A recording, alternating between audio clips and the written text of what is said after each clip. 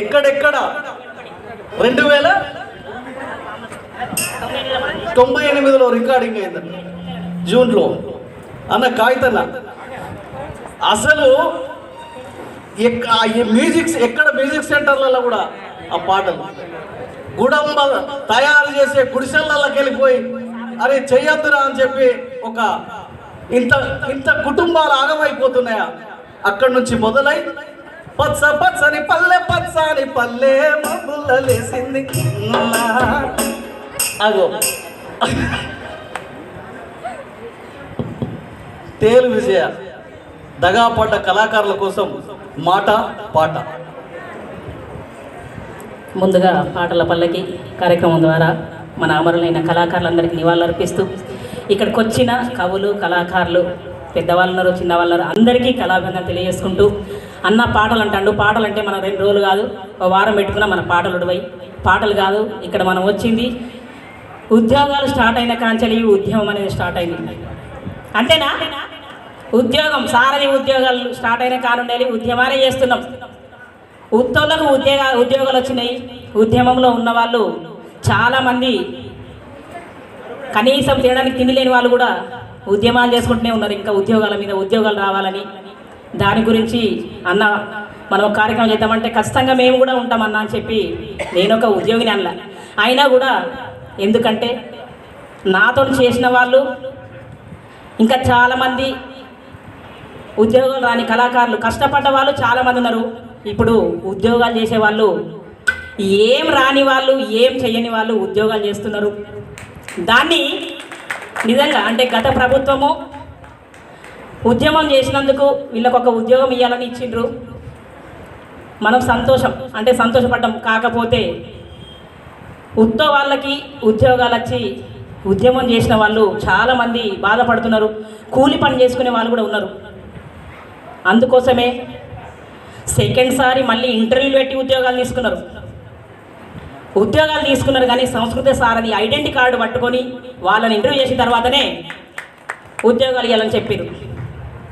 ముఖ్యంగా మనము ఇప్పుడు ఈ ప్రభుత్వానికి మనం తెలియాల్సింది ఏంటంటే మళ్ళొక్కసారి తీసేద్దామా దీన్ని ఏం చేద్దామా అనేది ఒకసారి ప్రక్షాళన చేద్దాము. ఒకసారి ఇంటర్వ్యూ పెట్టుకుందామా మళ్ళీ ఒకసారి తీసుకుందాం. ఇప్పుడు 580 మందో 570 మందో ఏమో ఉన్నారు కళాకారులు సాంస్కృతిక సారథిలో. అయితే ఇప్పుడు ఉద్యోగం చేసిన వాళ్ళు ఉన్నారు, కొంతమంది పాట ద్వారా బయటికి వచ్చిన వాళ్ళు ఉన్నారు. 2009 నుంచి ఒక ఫోటో పట్టుకొని రండి, ఒక పేపర్ కటింగ్ పట్టుకొని రండి. నా ఆలోచన చెప్తున్నాను నేను. ఎవరు బాధపడద్దు. ఏం చేయని వాళ్ళే చాలామంది ఉంటారు. అట్లా కాకుండా కష్టపడ్డ వాళ్ళు రండి. కష్టపడ్డ వాళ్ళకి అన్యాయం చేయొద్దు. ఎందుకంటే ఉద్యమాలలో కాదు అన్నా నేను రామ మేమైతే ఇక్కడే ఉన్నాము.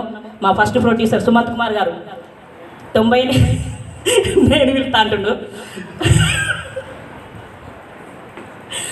ఫస్ట్ పాటతోని 98లో నాకు అప్పుడు వచ్చిన పాట కూడా సారా ఉద్యమాలు గుడుంబ దాగి చాలా మంది చనిపోతున్నారని చెప్పి నేను ఫస్ట్ మొదలైన పాట దయనర్ సింగ్ అన్న రాసిన పాట. ఇందాక అన్న పాడిండు.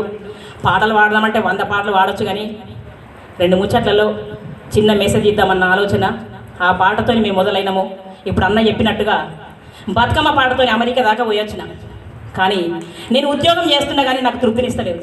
ఎందుకంటే నాతో చేసిన పిల్లలు చాలామంది ఇక్కడ హుస్నాబాద్ వాళ్ళు నౌకర్లు దాకా కూలి పని చేస్తున్నారు. కొంతమంది సంపత్, వినోద్, శ్రీకాంత్, వీళ్ళు రవణ వీళ్ళందరూ ఎక్కువ నాతో చేసిరు. నేను బాలకిషన్కి యాంటీగా ప్రోగ్రామ్ చేసినందుకే నాకు కాకుండా నా పిల్లలకు కూడా ఎవరికి ఉద్యోగాలు ఇవ్వలేదు. ఆయనకు ప్రచారం చేసినందుకు చాలామందికి ఉద్యోగాలు ఇచ్చాడు.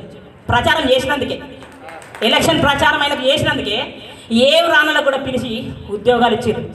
ఇది కాదు. ఉదాహరణకు ఎవరిని ఎందుకు ప్రెస్ వాళ్ళు నడితే చెప్తారు ఉద్యమాలలో ఎవరున్నారు, ఎవరు కష్టపడ్డారు తెలియదా? మన తెలియదా? ఎవరు కష్టపడిందో మన తెలియదా? నిజంగా నేను కూడా తెలంగాణ ధూమ్ధామ్లలో ఫస్ట్ నేను అన్న వాళ్ళది కిషోర్ అన్న వాళ్ళకి పెళ్ళి అయినాక నేను హైదరాబాద్కి వెళ్ళి ఇంటికి వెళ్ళా. 3వ ప్రోగ్రాం అన్న లలిత కళతో ఉన్నప్పుడు ధూమ్ధామ్ అవుతుంది. అన్న వాళ్ళ ఇంటికి వెళ్ళాము. చూసి వద్దాం రండి అని నన్ను తెలంగాణ ధూమ్ధామ్ తీసుకుపోయినారు రామావును కిషోర్ అన్న. అక్కడ అప్పుడు గద్దర్ అన్న, విమలక్క వీళ్ళందరూ చాలామంది కళాకారులు పాడుతున్నారు. అక్కడికి పోయినాక అబ్బా నేనెందుకు వాడకూడదు ఇలా అని చెప్పి నిజంగా ఫస్ట్ ప్రోగ్రామ్ అన్నతోనే పోయినా. ఫస్ట్ క్యాసెట్ మాకు పాటలు అన్నీ రాసిండు. ఫస్ట్ ధూమ్ధామ్ కూడా పోయింది నేను అన్నతోనే. కానీ నన్ను రికార్డింగ్ తీసుకొచ్చింది అనిల్ అన్న, పరిచయం చేసిన కిషోర్ అన్నకి. మా ఫస్ట్ ప్రొడ్యూసరు మా ఆయన సుమంత్ కుమారు. దాంతో స్టార్ట్ అయ్యి తెలంగాణ ఉద్యమంలో మీ అందరికీ తెలుసు, ఉద్యమంలో వీళ్ళు ఫ్యామిలీ మేము ఫ్యామిలీ అన్న వాళ్ళైతే ఇంకా దెబ్బలు పడ్డరు. కానీ ఏం దక్కింది, ఏం రాలేదు. ఇప్పటికి నేను చెప్తున్నా ఈ ప్రభుత్వానికైతే ఇప్పటికైనా కొంచెము ఈ ఉద్యోగాలను ఒక వెలుగులోకి తీసుకొచ్చి కేటగిరీలాగా పెట్టినా ఇంకొంతమందికి పెంచవచ్చు. అసలుకే ఏం లేదంటే ఇంకా పీఆర్సీలు పెంచి 25,000 ఉన్న నౌకరి ఇప్పుడు 32,000 అయింది. 3 ఏళ్ళు అవుతుంది నేను కూడా నౌకరికి పోవట్లేదు. చేసినా నేను చెప్తున్నా కదా, అసలు ఏం తృప్తి అనిపించట్లేదు. నిజంగా అందరికీ వస్తే సంతోషపడతాము. ఈ ప్రభుత్వాన్ని వేడుకుందాం. వీటి కోసం ఎక్కడ దాకంటే అక్కడ మేము కూడా అన్నతోని వస్తాము, అందరం కలుద్దాము, నడుద్దాము, ఇంకా కొంతమందికి ఉద్యోగాలు వచ్చేటట్టు చేద్దాము. అందులో ఏం లేదు, ప్రభుత్వాన్ని ఇప్పుడు 570 మంది ఉన్నారు. ఈ ఉద్యోగాలను ఇట్లే ఉంచుతారా, ఇలా కేటగిరీలు చేస్తారా? కేటగిరీలు చేస్తే ఇంకా చాలా మందిని పెంచవచ్చు. ఎందుకంటే జీతం ఇంతకానుంచి కొంచెం అంటే మామూలుగా వాడే వాళ్ళకు తక్కువ జీతం కట్టించి ఎక్కువ అట్లా కూడా చేసుకోవచ్చు. సారథి ఉద్యోగాలు వచ్చినాక ప్రాక్టీసులు పెట్టి ఇప్పుడు పాటలు నేర్చుకున్న వాళ్ళు కూడా ఉన్నారు. నేనే చూస్తున్నా అసలు మందిని. పాటలు రాని వాళ్ళకి ఉద్యోగాలు ఇస్తే ఇప్పుడు పాటలు నేర్చుకొని కోరస్ కూడా పాడరని కళాకారులు చాలామంది ఉన్నారు. నేను మాట్లాడని తెలిస్తే నా మీదకి కోపంగా మాట్లాడినా మంచిదే, కానీ జరుగుతుంది తప్పు. ఇది పోవాలి, అందరికీ సమన్యాయం జరగాలని కోరుకుంటూ నేను ఫస్ట్ పాడిన పాట అన్న చెప్పినట్టు 98లో పాడిన పాట. తండాకు తాండు కూడా అంబదాగు తాండు ఈ పువ్వుల కొడతాండు ఇలువ తీసుకుంటాడు. తండాకు తాండు కూడా అంబదాగు తాండు ఈ పువ్వుల కొడతాండు ఇలువ తీసుకుంటాడు.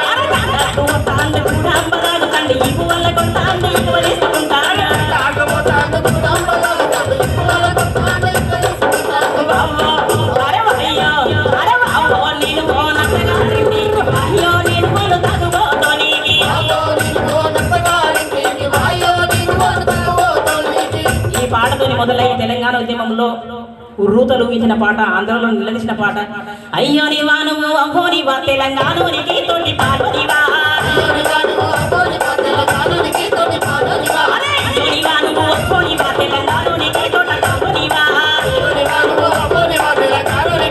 పాలోనివా, సంతరమ్మంట ఇల్లంతా మీదంటారా నివాసాలు లెక్కెత్తరా. ఇట్లా పాడితే ఉద్యమాలలో పాడిన పాటలు 100 పాటలు పాడిన. జమగూడి జాతర వెళ్ళిపోదాం తెలంగాణ ఉద్యమాల ఉరుసు వెళ్ళిపోదాం, తెలంగాణ ఉద్యమాల ఉరుసు వెళ్ళిపోదాం, తెలంగాణ జమగూడి జాతర వెళ్ళిపోదాం, తెలంగాణ ఉద్యమాల ఉరుసు వెళ్ళిపోదాం, తెలంగాణ ఉద్యమాల ఉరుసు వెళ్ళిపోదాం. రామ ఉయ్యాలో రఘవ రామ ఉయ్యాలో, రామ రామ ఉయ్యాలో రఘవ రామ ఉయ్యాలో, జనము గల్ల ఉయ్యాలో జెండాలెత్తే ఉయ్యాలో, ఉయ్యాలో జెండాలెత్తే ఉయ్యాలో, మంది గదిల ఉయ్యాలో మద్దతు తెలిపే ఉయ్యాలో, తుంపు గదిల ఉయ్యాలో కుర్బాలెత్తి ఉయ్యాలో, సమరేటు రాజంకై సవాలి శ్రీ కాంతి కొట్టి సీటి కొట్టి సింగులేసి దిగమోన జాతర జమగూడి జాతర వెళ్ళిపోదాం, తెలంగాణ ఉద్యమాల ఉరుసు వెళ్ళిపోదాం, తెలంగాణ ఉద్యమాల ఉరుసు వెళ్ళిపోదాం, తెలంగాణ జమగూడి ఈ అయ్యప్ప అవ్వనే పాట నారాయణమూర్తి గారు కూడా అన్నతో పాట మేము అందరం కలిసి అప్పుడు సినిమాలు కూడా పాడినాము.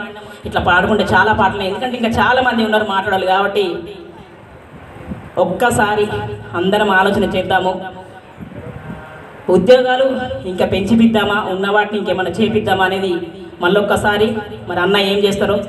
అన్నతో పాటుగా మేమైతే ఖచ్చితంగా మా ఫ్యామిలీ మా ఆయన నేనైతే మేము ఖచ్చితంగా వెన్నంటి ఉంటాము. ఎక్కడికైనా ఖచ్చితంగా మేము వస్తామని చెప్తూ థ్యాంక్ యూ విజయమ్మ. చప్పట్లు కొట్టాలి గట్టిగా. మా ఫస్ట్ ప్రొడ్యూసర్ సుమంత్ పాట పాడినాక వెళ్తామని చూస్తున్నా నేను. సుమంత్ నాకు దోస్తు బాగా. హుజరాబాద్లో మేము ఇంకా తిరిగేటోళ్ళం నైట్ అయితే ఒక దగ్గర పడుకునేటోళ్ళం. అంత అంత దోస్తులం అన్నట్టు. అయిపోయాక నేను పిలుద్దాం అనుకుంటే నాకు ఆ ఛాయిస్ ఇవ్వలే విజయ. పిలిచి మా ప్రొడ్యూసర్ అని పిలుస్తుంది మళ్ళా. విజయ సహచరుడు సుమంత్, కళా పిపాసి, కళా పోషకుడు. నేను నగారే మోగింది అని క్యాసెట్ తీయాలని చెప్పి ఉసుకెల కూర్చుంటే ఉసుకెల రాసుకునేటోని, పెన్ను పేపర్ ఉంటే దాని మీద రాసుకునేటోని, అన్నం తింటుంటే ఆ పల్లెంలో రాసుకునేటోని నగారే మోగిందని. కానీ డబ్బులు పెట్టడానికి ఎవరికి ముందుకు రాలేదు. సుమంత్ అప్పుడు హుజరాబాద్లో చిన్నగా ఫైనాన్స్ నడిపించేవాడు. సాయంత్రం పూట ఇట్లా ఏంటి చిట్టి తీసుకొని అట్లాంటి ఫైనాన్స్ నడిపించేవాడు. గిరిగిరి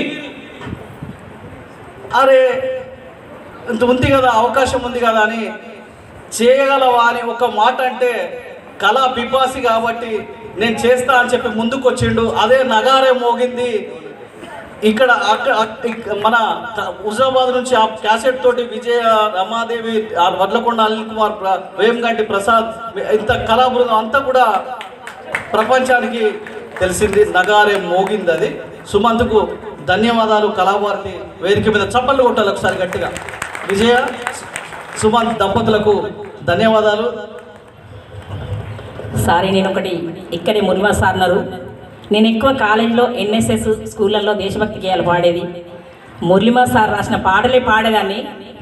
కానీ ఆడియో క్యాసెట్లో అన్నవాళ్ళతో స్టార్ట్ అయి పాడినా. ముందు అయితే నేను పాట పాడిందంటే ఎక్కువ ఎన్ఎస్ఎస్లో మురళీమా సార్ ఇక్కడే ఉన్నారు. సార్ కూడా ఇక దీని తరపున నేను కళాబంధం తెలియజేసుకుంటున్నా. Thank you sir. Thank you. వీళ్ళు ఫోటో పంపించాలి రారుగావచ్చు అనుకున్నా. సరేలే వాళ్ళకేమి ఇబ్బంది ఉన్నది అనుకున్నా. కానీ అట్లా వచ్చేసరికి విజయ్ వచ్చింది అని చెప్తారంట. ధన్యవాదాలు మీకు ఇద్దరికి. ధన్యవాదాలు. ఇంత పాటల పల్లకి జరుగుతుంది కరీంనగర్ కళాభారతిలో. తెలంగాణ వ్యాప్తంగా కళాకారులు కదిలొస్తున్నారు కళాభారతిలోకి అని చెప్పి హుస్నాబాద్ నుండి వస్తున్నాయి ఫీలింగ్స్ వస్తున్నాయి.